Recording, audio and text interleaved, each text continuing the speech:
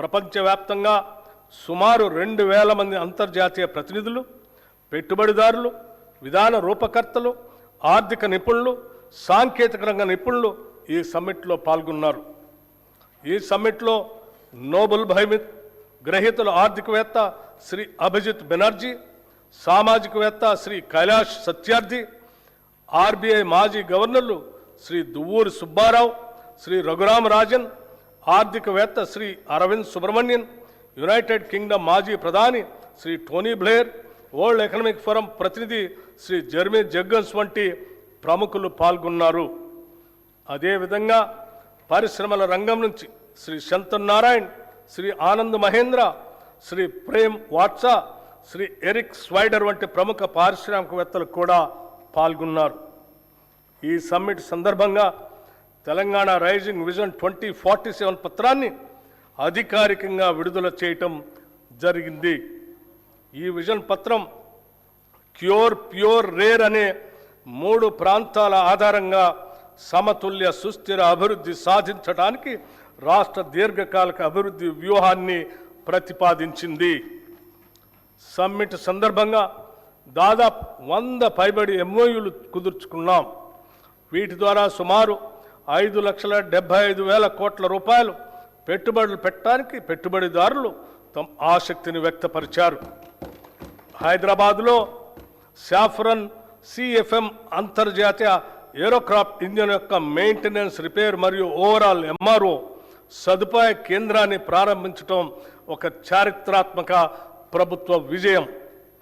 గౌరవ ముఖ్యమంత్రి శ్రీ రేవంత్ రెడ్డి గారు దావోస్లో next gen life sciences policy 2026-2030ను ఆవిష్కరించారు.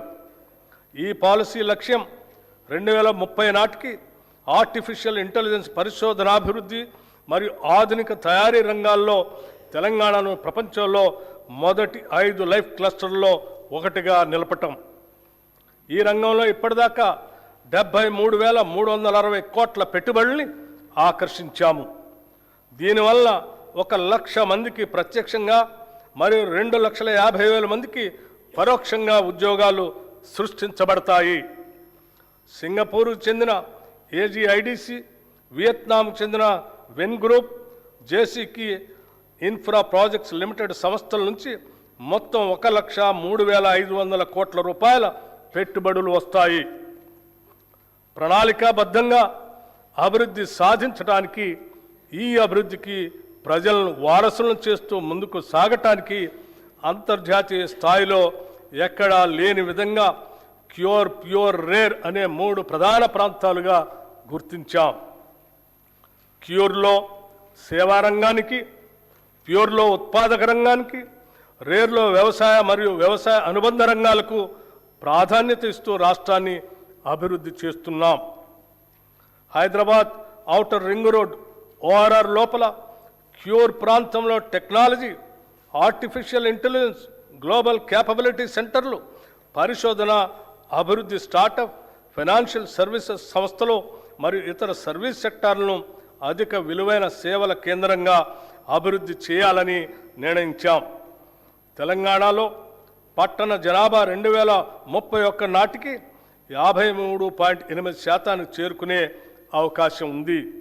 ఈ నేపథ్యంలో క్యూర్ ప్రాంత పరిధిని కాలుష్యరహితంగా నెట్ జీరో మార్చేందుకు కావలసిన అన్ని చర్యలు తీసుకుంటున్నాం. ఈ సందర్భంగా health policy, Hyderabad industrial lands transformation పాలసీని కింద కాలుష్య కారక పరిశ్రమలను ఓఆర్ఆర్ బయటికి తరలించేందుకు మరియు సింగిల్ యూజ్ ప్లాస్టిక్ వినియోగాన్ని నిషేధించేందుకు చర్యలు తీసుకుంటున్నాం. క్యూర్ పరిధిలో ప్రస్తుతం ఉన్న పెట్రోల్, డీజిల్ ఆటోలను రెట్రో ఫిట్టింగ్ ద్వారా ఎలక్ట్రిక్ వాహనాలుగా ప్రభుత్వ ఖర్చుతో మారుస్తాం. Peri urban region economy, outer ring road, regional ring road మధ్య ప్రాంతాన్ని మ్యానుఫ్యాక్చరింగ్ హబ్గా అభివృద్ధి చేయాలని లక్ష్యంగా పెట్టుకున్నాం. ఈ ప్రాంతంలో తయారీ పరిశ్రమలు, ఎంఎస్ఎంఈ క్లస్టర్లు, లాజిస్టిక్ హబ్లు, పారిశ్రామిక పార్కులు ఏర్పడేలా చర్యలు తీసుకుంటాం. దీని ద్వారా ముఖ్యంగా పెద్ద ఎత్తున ఉద్యోగాలు సృష్టించబడతాయి. ఈ ప్రాంతం తెలంగాణ ఆర్థిక వ్యవస్థకు తయారీ కేంద్రంగా, మ్యానుఫ్యాక్చరింగ్ ఇంజన్గా మారనుంది. రీజనల్ రింగ్ రోడ్ అవతల ఉన్న ప్రాంతాలను వ్యవసాయ వాల్యూ యాడెడ్ ఆర్థిక వ్యవస్థగా ఏర్పాటు చేస్తున్నాం. ఇందులో ఆహార ప్రాసెసింగ్ పరిశ్రమలు, విలువ ఆధారిత వ్యవసాయం, పర్యావరణ పర్యాటక రంగంపై ప్రత్యేక దృష్టి సారిస్తున్నాం. దీని ద్వారా గ్రామీణ ప్రాంతాల ఆదాయం పెరిగి సమగ్ర ప్రాంతీయ అభివృద్ధి సాధ్యమవుతుంది. హైదరాబాద్ అభివృద్ధికి ప్రభుత్వం పలు చర్యలు తీసుకుంటుంది. ఔటర్ రింగ్ రోడ్ అవతల లోపల ఉన్న 20 మున్సిపాలిటీలను, 7 కార్పొరేషన్లను విలీనం చేస్తూ జిహెచ్ఎంసీ ప్రాంతాన్ని పరిపాలనా సౌలభ్యం కోసం ప్రభుత్వం పునర్వ్యవస్థీకరించి నగరంలో సమ్మిళిత మరియు సమాన అభివృద్ధిని సాధించే దిశగా మన ప్రభుత్వం జిహెచ్ఎంసీని కొత్త డివిజన్లు మరియు బ్లాకులతో కూడిన గ్రేటర్ హైదరాబాద్, సైబరాబాద్ మరియు మల్కాజ్గిరి అనే 3 నగరపాలక సంస్థలుగా విభజించింది. అనేక పాలనాపరమైన సంస్కరణలతో పాటు ప్రణాళికాబద్ధమైన అభివృద్ధి కోసం సమర్థులైన అధికారుల్ని నియమించడం జరిగింది. ఈ పునర్వ్యవస్థీకరణ ద్వారా పరిపాలనా వికేంద్రీకరణ, స్థానిక స్థాయిలో జవాబుదారీతనం పెంపు, మౌలిక సదుపాయాల అభివృద్ధి మరియు పౌరులకు వేగవంతమైన సేవలు అందుబాటులోకి రానున్నాయి. ఈ 3 మున్సిపల్ కార్పొరేషన్లతో పాటు హైదరాబాద్ మెట్రోపాలిటన్ వాటర్ సంస్థ, హైడ్రా వంటి సంస్థలన్నింటినీ సమన్వయపరిచే ఒక సంస్థను ఏర్పాటు చేయడానికి తగిన చట్ట సవరణ చేయాలని నిర్ణయించాం. ప్రపంచవ్యాప్తంగా అతివేగంగా అభివృద్ధి చెందుతున్న గ్లోబల్ సిటీల జాబితాలో ఇప్పటిదాకా మన దేశంలో ఢిల్లీ, ముంబై వంటి పట్టణాలు మాత్రమే టాప్ 10 లిస్టులో ఉన్నాయి. ఇప్పుడు హైదరాబాద్ కూడా ఆ జాబితాలో చేరబోతున్నది. పోలీస్ కమిషనరేట్ పునర్వ్యవస్థీకరణ గురించి హైదరాబాద్ మహానగర ప్రాంతంలోని పోలీస్ వ్యవస్థ సామర్థ్యాన్ని బలోపేతం చేయటం కోసం ఈ ప్రాంత పోలీస్ వ్యవస్థ పరిధిని హైదరాబాద్, సైబరాబాద్, మల్కాజ్గిరి, ఫ్యూచర్ సిటీ అనే 4 కమిషనరేట్లుగా పునర్వ్యవస్థీకరించాము.